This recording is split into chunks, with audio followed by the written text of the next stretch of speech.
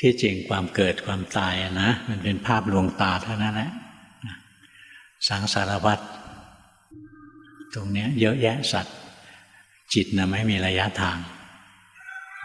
จิตเราไม่มีระยะทางนะไม่ใช่เข้าไปอยู่ไกลๆไม่ใช่นะเราระลึกถึงเมื่อไหร่ก็ถึงเมื่อนั้นเลยแต่ถ้าจิตใจเราเศร้าหมองระลึกถึงนะกระแสความเศร้าหมองก็แผ่ออกไปอันนี้ไม่ดีนะเดี๋ยวเขาลำบากเราภาวนาจิตใจเราร่มเย็นเป็นสุขเราก็นึกถึงเขาให้เขามีส่วนแห่งบุญนี้ด้วยเนี่ยพลังงานของจิตเนี่ยมันจะเชื่อมเราตายจากกันเฉพาะกายนะแต่จิตไม่มีระยะทางอันนี้ยืนยันเลยจิตไม่มีระยะทางหรอกอยู่ในภพภูมิอะไรนะใจเราเชื่อมต่อได้นึกถึงแต่บางภูมิเขาไม่รับส่วนบุญนะบางภูมิรับส่วนบุญไม่ได้บางภูมิรับส่วนบุญได้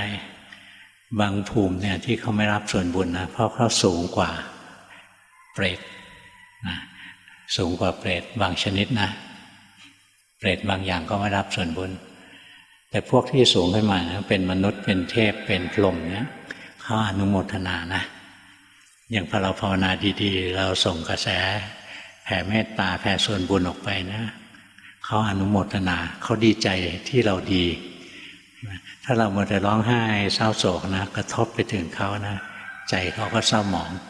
นะเขาไม่ได้บุญด้วยหรอกแต่เราภาวนาจิตใจเราสว่างไสวร่มเย็นเป็นสุขนะนึกถึงเขานะเขาสัมผัสปุ๊บเขาจะดีใจเพราะงั้นบุญที่พวกนี้ได้รับเนี่ยเป็นบุญจากการอนุโมทนานะ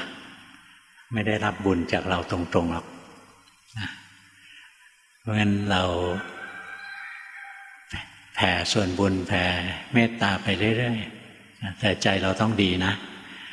แล้วเขาอนุโมทนาแล้วเขาก็ได้บุญมีความสุขคนเรามันไม่ตายจริงหรอกนะตายแต่เปลือก